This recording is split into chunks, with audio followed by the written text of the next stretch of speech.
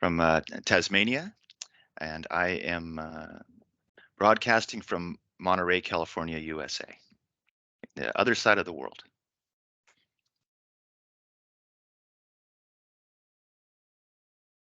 My name is Keith Rutzar, and I'm the Executive Director of the California Kelp Restoration Corps, a California membership nonprofit.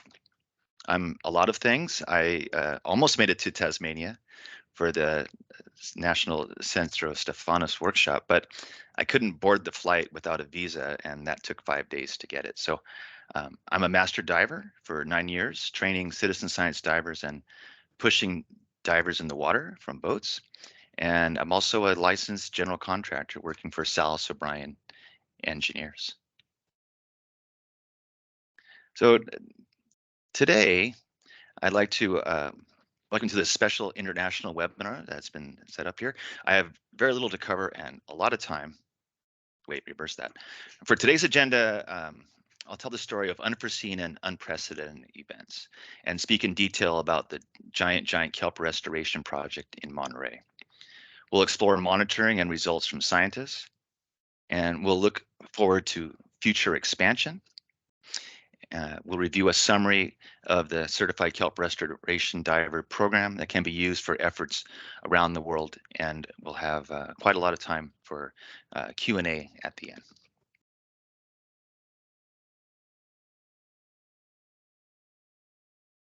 So on the west coast of North America, we experienced unprecedented marine heat waves from 2014 to 2016.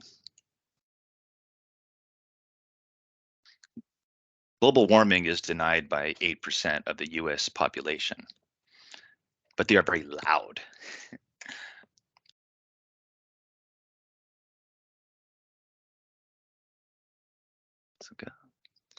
So beginning in 2013, we saw the die-off of 22 species of sea stars, including the multi-armed sunflower star. The sea star wasting disease caused the sea stars to disintegrate and basically turn to goo. Their arms would go in different directions, and these species were decimated.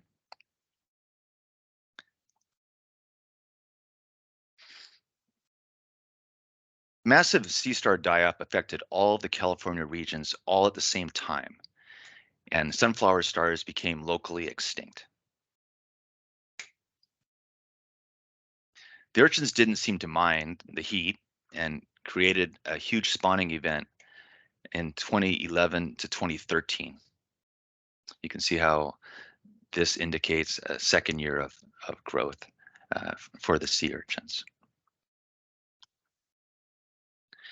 In 2014, purple urchins overpopulated and created the barrens in Sonoma and Mendocino counties in Northern California and around the Monterey Peninsula in Central California. In this June 2007 aerial, you can see the extent of the kelp canopy in South Monterey Bay. And all this brown out here is our usual giant kelp in this region. And now you can see that in June, same month, 2017, the kelp is barely visible. You can see a little bit of it here, but not as much as it was before, that's for sure. And that is around the peninsula, there are 800 hectares of urchin barrens on rocky reefs. The urchins have now spread 160 kilometers south, just wrecking the Big Sur coast.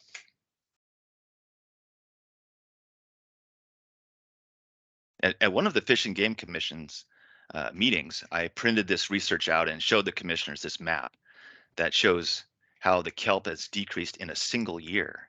You can see here these large amounts of kelp, that's very large heat signature, and then here is the result, very little in the following year.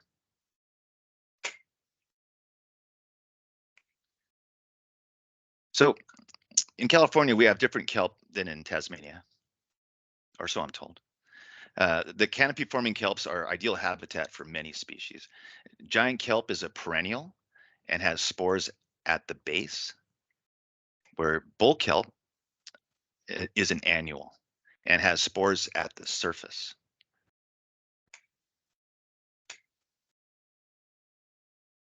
Giant kelp is a forest that grows vertically and horizontally on the surface. In Monterey, we have deep canyons offshore that bring up cold, nutrient-rich water, which is ideal for kelp growth.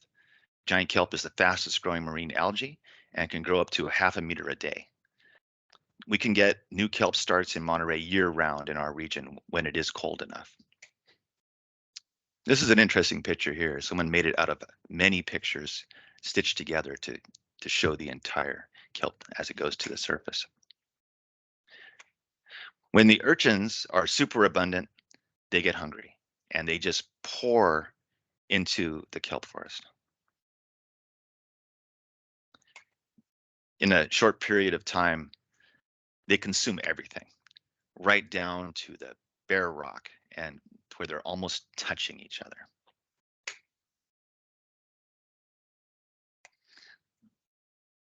Oops. Living in this beautiful kelp forest is a one-spot fringehead, a lemon dorid, cockerel's dorid, ronquill, opalescent nudibranchs, and squid eggs.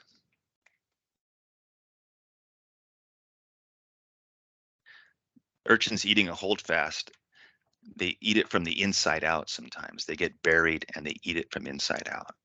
And you can see how the urchins live in these holes that they've created in the shale reef by wiggling back and forth and waiting for the kelp to drift by, and they can grab it and bring it to their mouths on the other side.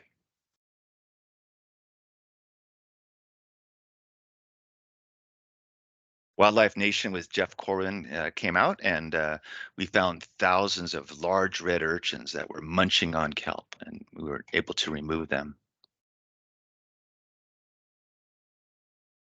The urchins, they eat the thallus of the brown algae, and the rest of it just washes away, and you're left with these little, we call them volcanoes.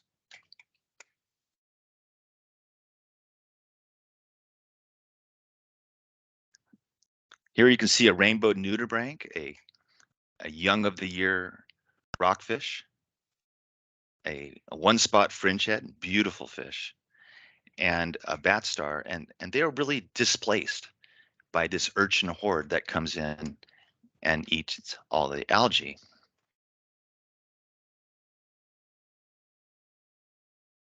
And the urchins don't benefit from this arrangement either. On the left is a purple urchin from a kelp forest, and on the right is the urchin from an urchin barren. They are starving, but they won't die, and sea otters are just too clever to eat them.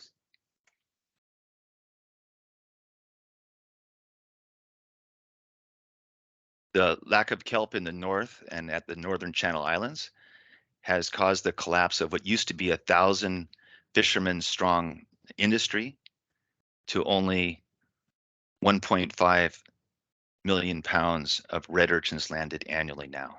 It's complete collapse.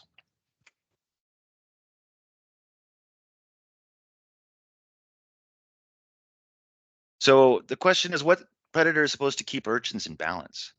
So we have sea stars, lobsters, crabs, a sheephead, which is a fish, and eels do eat some urchins, but in this ecosystem, the apex predator is the southern sea otter. They eat 25% of their body weight every day. They eat the healthy macroinvertebrates in the kelp forest that would eat the algae. They're adorable, period. But they were hunted from 1741 until 1911. There were 300,000 of them, they estimate, until there was only 55 of them that managed to survive um, at one place in California. When they were nearly extirpated, the urchins and the abalone flourished and ate the kelp.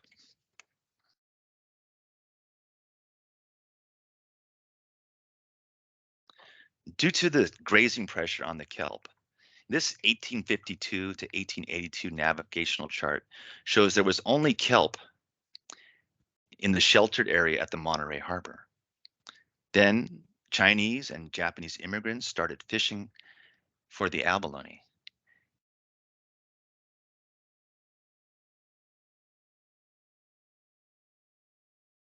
Over the course of 125 years, they put those abalone in cans. Market forces are stronger than biological forces.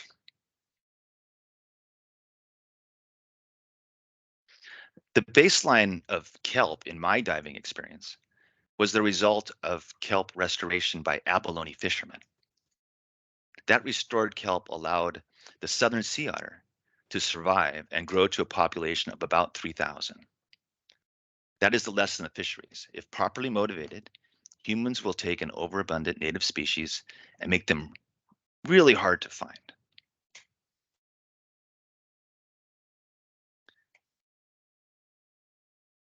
So, building on this premise, in 2018, we started the giant kelp restoration project at Lovers Cove. From left to right are our superstars, Wendy, Nicholas, Stephen, and myself with shorter hair, Jessica, Shizzy, Chow, and Linda, and many more citizen science divers joined us in our first year of the project.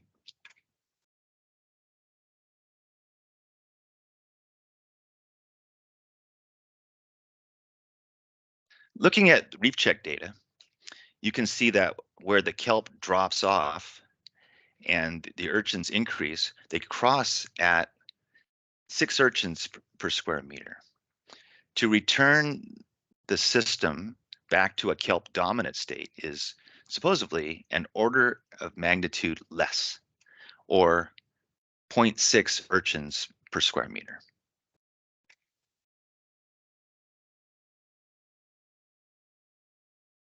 So Reef Check researchers designed an urchin density prescriptions on a logarithmic scale. This is a logarithmic scale to determine at what threshold density would the kelp return.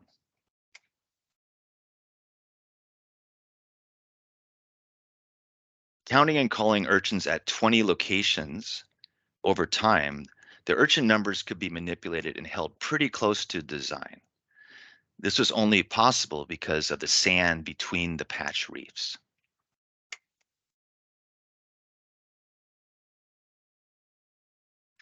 We saw some kelp give life a try, but they were quickly eaten by the urchins.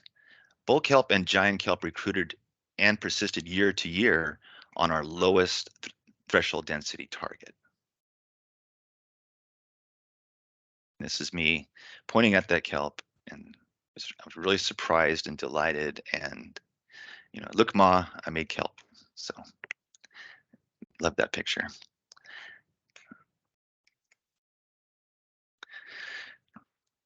So in 2019, we were culling purple urchins only, but we found that the red urchin population exploded by over 300% when the purple urchins were removed. In 2020, we removed both the red and the purple urchins, and the new kelp settled and survived. In conclusion, when we removed both the purple and red urchins to less than 1 urchin per square meter, kelp could grow and survive. And most importantly, that the volunteer divers can do it.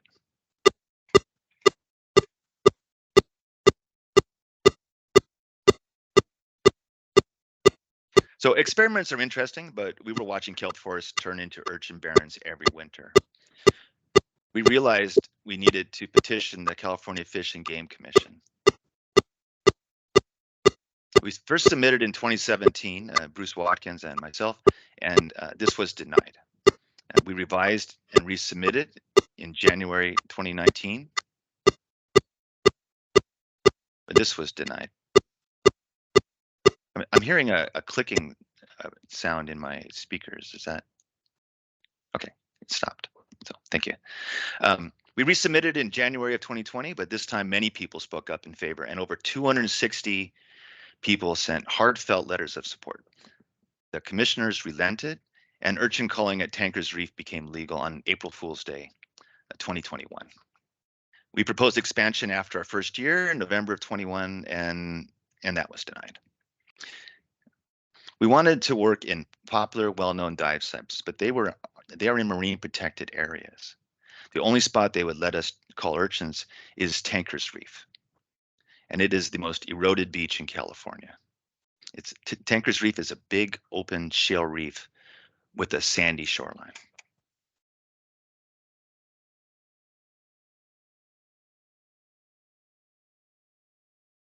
Anchored on Tankers Reef in this picture in 1908 is the Great White Fleet that Theodore Roosevelt sent around the world December 16th, 1907 to February 22nd, 1909 to spread peace, love, and understanding. There were 16 battleships with the hulls painted white. The fleet visited New Zealand and Australia in August and September of 1908.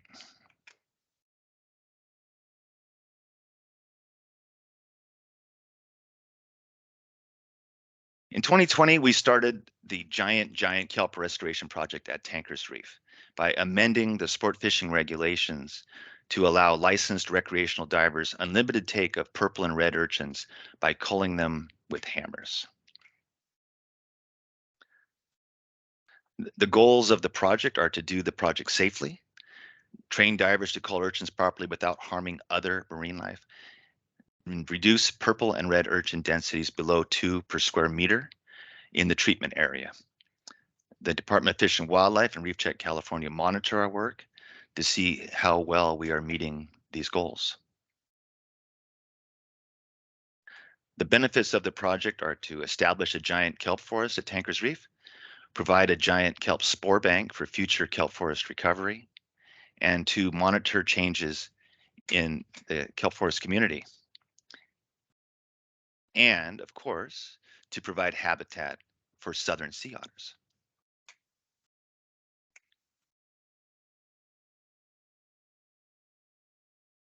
In this map, you can see the red line around this area, and that is the enforcement boundary from the amendment.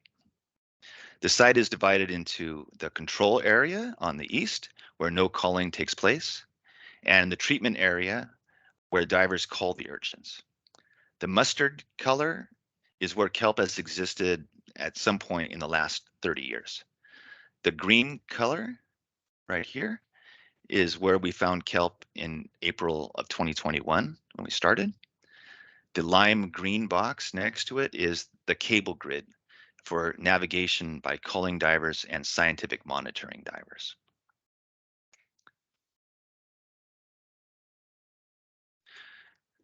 First, we did a lot of reconnaissance, and this was done by pulling a GPS device at the surface while diving underwater and taking notes. It's like um, flying a kite in a forest, right? It's very difficult to do sometimes when there's a lot of kelp. When there's urchin barren, it's easier.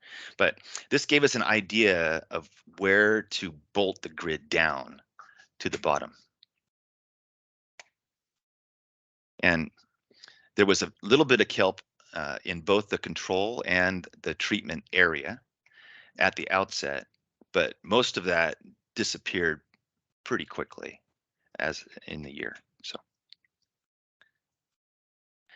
there are two methods to cull urchins at Tankers Reef. On the grid, divers go down assigned lanes and cull the urchins, recording how much area they covered and how many urchins they culled and how much time it took. And on the grid, on the buoy, the divers first travel down a cable to a spot, to an assigned spot, and then go perpendicularly to that line.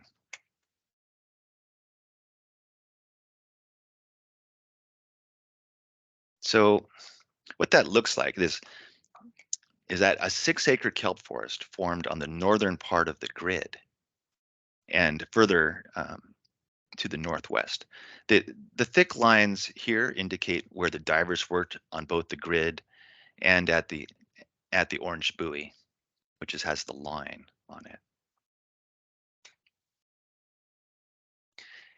As we worked on the grid, we determined that the kelp forest must be kept alive to provide one, drift algae that would suppress the urchins, and two, become reproductive and spread the spores with the usual swell that goes to the southeast.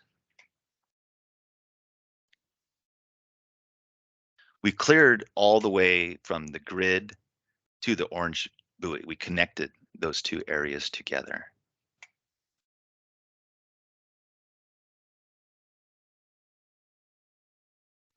We worked in some of the gaps on the grid and went around the perimeter of the kelp forest to try and defend those urchins that were invading it. Defend the kelp that was being invaded by urchins, rather. We worked on the grid as well as south and east of the grid. As squares are hard to defend at the corners, so we would send the new divers in training to start their first dive at the corners.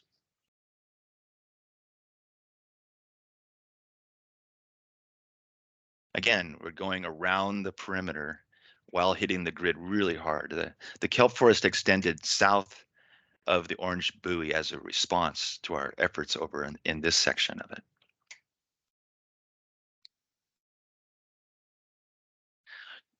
We directed our attention onto the grid in preparation of the after surveys that were to come in September. So we spent a lot of time working in this section and south of the grid and just along this perimeter, keeping them from coming back onto the grid. And these surveys were coming after Labor Day, so we really were as thorough as we could to try and clear the urchins off that grid. But once the grid was turned over to the surveyors, we turned our attention back to the kelp forest to the north and cleared out the urchins thoroughly between the kelp holdfasts.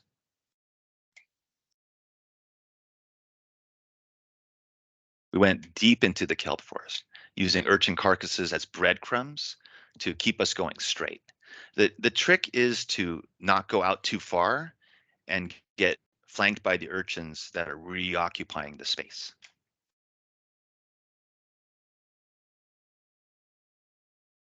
The urchins seem to be pouring in from deeper water from the north, so we concentrated on meeting them as they entered.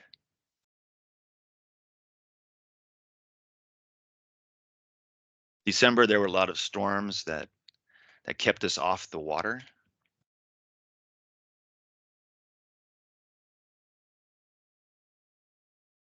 Then the surface where the urchin densities were highest in the lanes.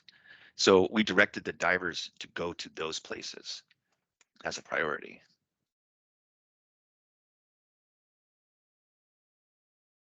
We used scooters to remeasure the kelp forest and found that we were losing ground at the orange buoy as hordes of urchins came in from deeper water. You can see how the kelp forest has transitioned now to a start in these spaces over here. And we worked in the kelp forest that was also on the grid as well. And eventually we conceded that we could not protect the kelp on the west side of the site. But we found that kelp grew in areas closer to shore and in acid weed beds. So kind of show you in summary what happened is because within the culling limits of that's the blue hat shape on this map here. The light blue color is the kelp forest that formed in 2021, and we worked hard to keep it alive. The brown color is the resulting kelp in 2022. This year, we are seeing kelp grow in places we didn't even call, but where urchins vacated towards our kelp forest.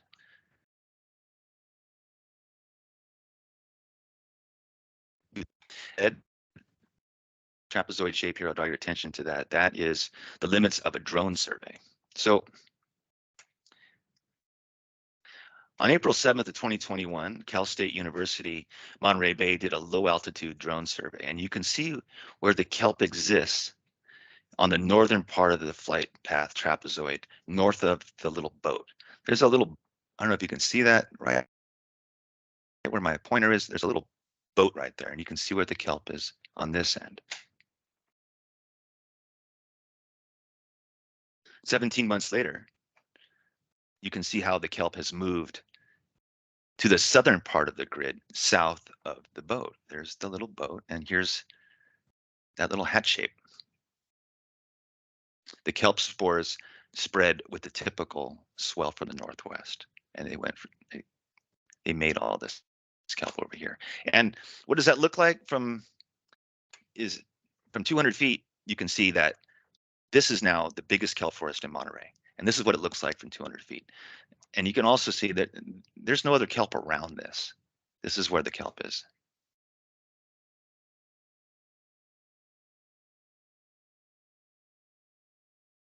We tagged kelp with little embossed tags to test if they could survive.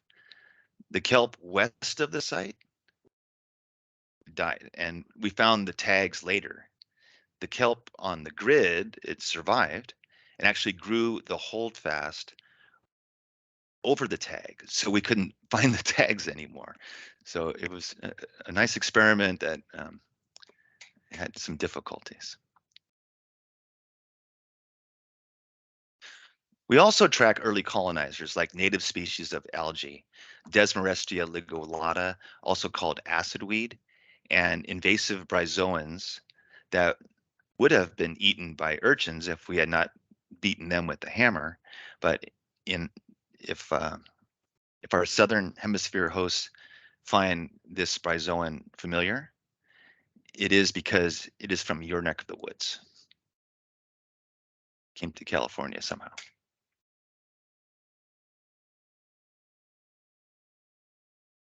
And we also track the appearance and foraging behavior of the southern sea otters on the site. Just as a little aside, recently, like this last 2 weeks, we have seen 150 sea otters in South Monterey Bay.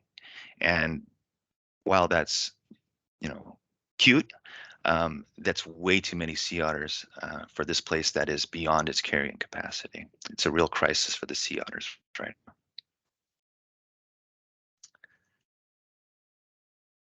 So we have awesome results to share. We have about 186 certified kelp restoration volunteer divers called 563,000 urchins in 900 hours and 1,200 dives. You can see that at first the numbers grew quickly and then leveled out due to weather. And now in the maintenance phase of the project, the slope is reduced as urchins become hard to find.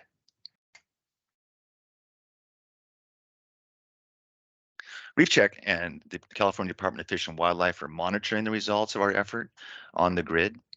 However, most of our effort was around the grid, stopping the urchins from pouring back onto the grid.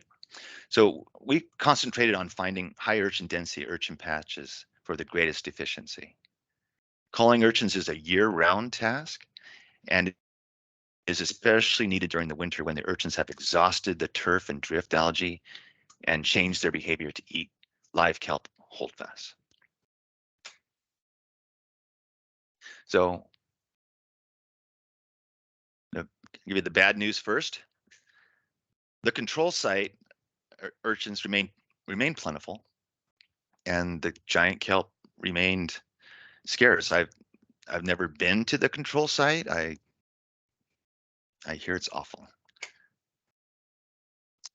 On the treatment site, we brought the urchin numbers down, and voila, the kelp returned.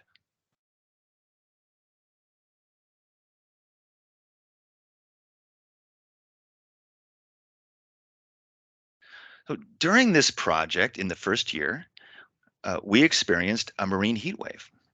Our normal temperature for diving in Monterey is 50 to 55 degrees Fahrenheit, which is 10 to 12 and 3/4 centigrade.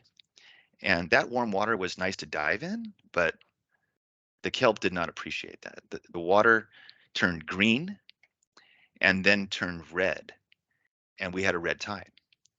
A red tide makes boat traveling through it looked like Willy Wonka's chocolate churning river boat. We have had to call dives on account of blackout conditions. The red tide also feeds the bryozoans that live on kelp, and this degrades the kelp further until there are just stipes caked in growth. And eventually, they become little bushes with only a few bare stipes.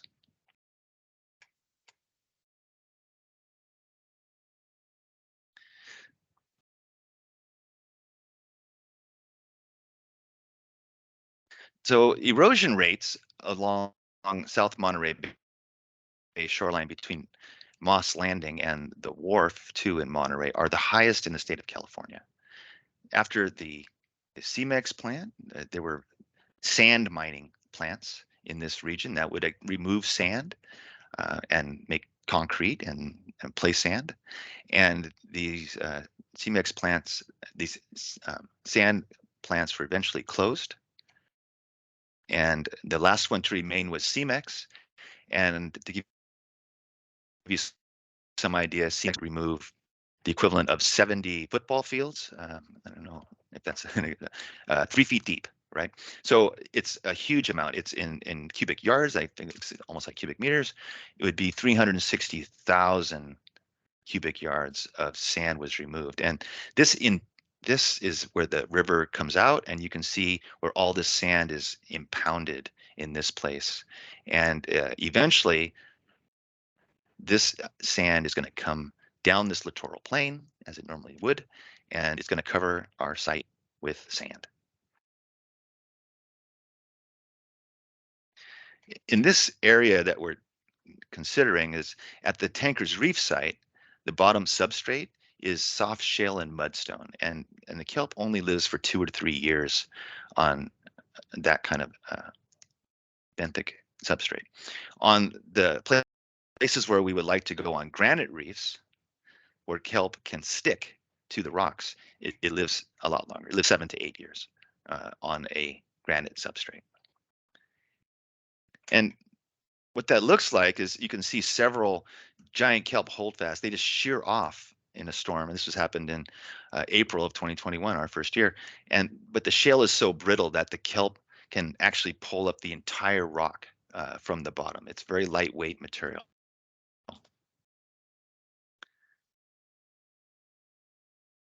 In the future, we would like to work in better places with shore access.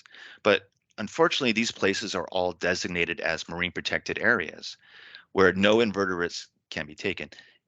You can take all the fish in the conservation areas, but you can't take the species that wrecks the habitat for the fish.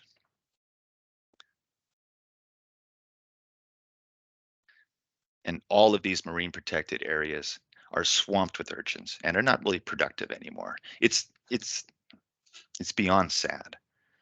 We thought it was a good idea to make these areas, but they worked against us by protecting the urchins from us and making certain areas have healthy and productive kelp forests, which provided more food for urchins and higher urchin reproductive potential. These urchins spawned their larvae out from Point Lobos and wrecked the Big Sur coast to the south.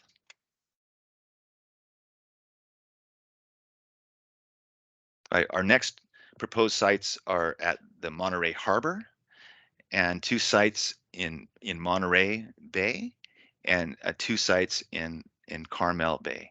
These sites presently have a remnant kelp forests to defend and are accessible by shore.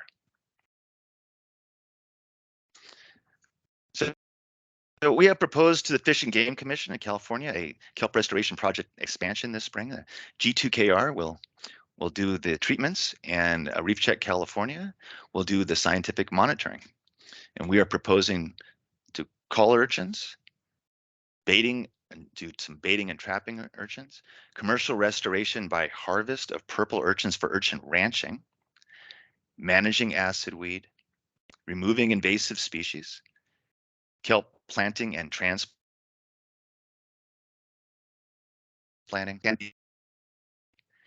and prohibiting fishing in restoration areas.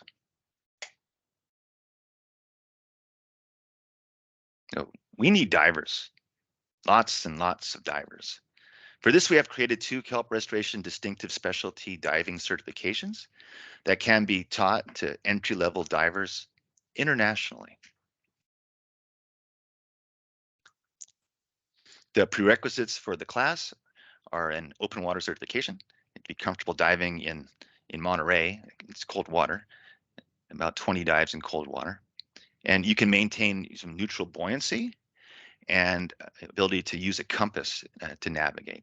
You'll learn about kelp forests versus urchin barrens, sea urchin anatomy and behavior, effective conservation-minded urchin culling, how to plan and conduct a kelp restoration dive, reporting invasive species and other disturbances, where to dive at Tankers Reef, and how to collect and report data.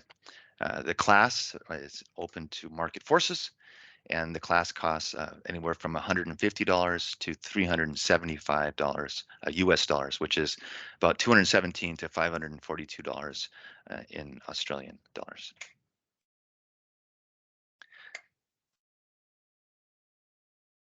You'll also need to bring a sport fishing license.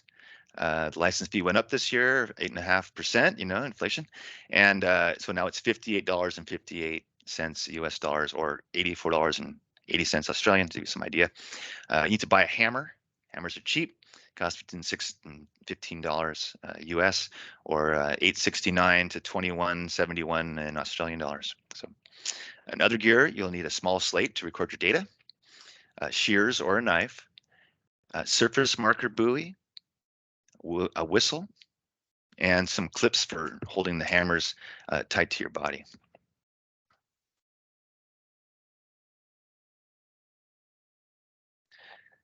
Now, this is the layout of the underwater cable grid with the buoys. On this place, the divers get assignments, and they call the urchins in lanes. So they begin at one end and go down this way. And there's tape measures on the lanes. They can tell how far they've gotten and record that data, and it's put back into the database. And then that's how they log their dive, through an online data portal. Originally we were going to go out as a big group, and then COVID came, and then we adapted it to be that people could do this online and get assignments without having a big event. And that adaptation for COVID made all the difference, and it set us up for success in having these individual assignments where we didn't have to have all these events. So what you'll also learn in the instruction, you'll learn in the curriculum that it takes to learn this is about 2 hours on Zoom, and 1 or 2 dives with the instructor, depending on if you're a PADI or a NAUI person. For the calling technique, you need to crush the urchin so that it cannot continue to eat kelp. And the divers should easily be able to see that the urchin has been called. It is now very hard to find urchins, and divers need to look carefully for the urchins hiding under the algae. And the divers need to touch things. And there are diseased urchins, and diseased urchins, they may survive the disease, and they still eat kelp. So it's still a problem. And this disease does not easily spread. And right now, it is very hard to find small urchins on the grid. By calling the urchins, we mostly were able to target the big ones more easily. And so what remains are a lot of little ones, and they're really difficult to spot on the grid. In December, we went live with a new data portal that was created with our allies at Salesforce. And now it is much easier to register divers. This is our registration portal. And it's easy to get an assignment of where to call the urchins. You'll begin, you just go and select one and go to that place. And this is where you would start what meter. Any comments about the lane are in the assignment portal.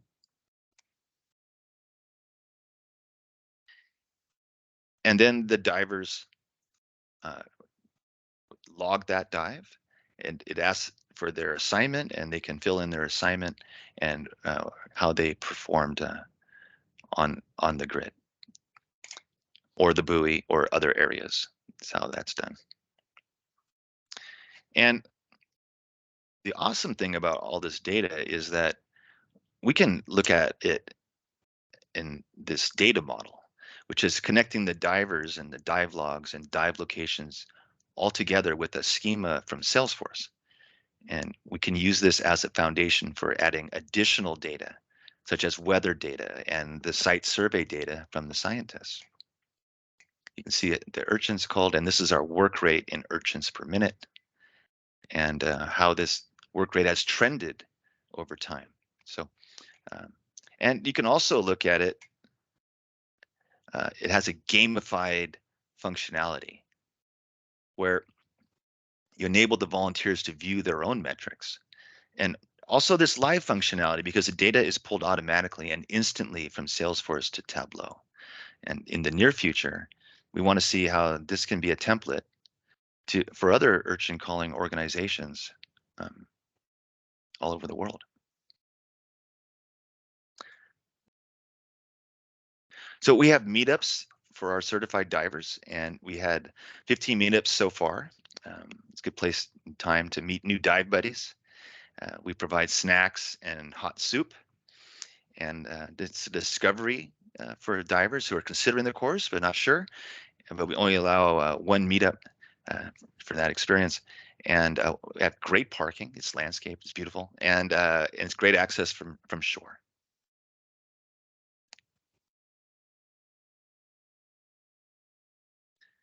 We offer incentives for divers to call urchins on the Beach Hopper 2 every weekend, and the first Saturday of the month we do monitoring and night dives on the project. Night dives are really fun. Urchins are nocturnal, and so it's a lot of fun to go out at night and get them on the sand where they are. This is only for the certified kelp restoration divers and instructors teaching the course. The discounted fare is only $50 or 72 dollary dues. Sorry, I don't use the word. So, anyways,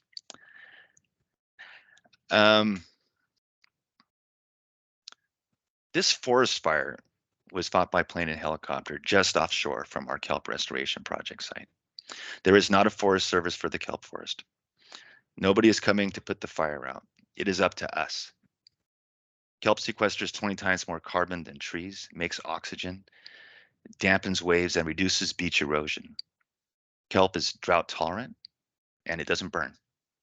And kelp is full of life.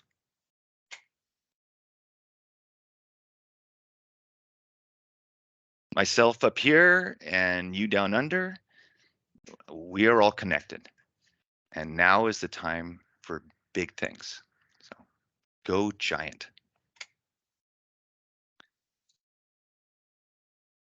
I would be remiss if I did not thank all the volunteers for doing the actual work, and to our many collaborators and allies.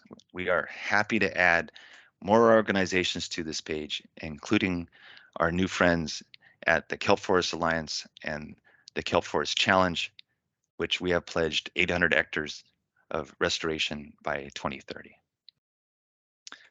So thank you.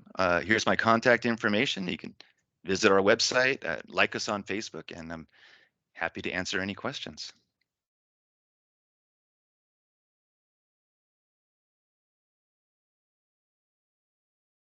Hi, Keith. Just wanted to say thank you for that and acknowledge your use of dollary-roos.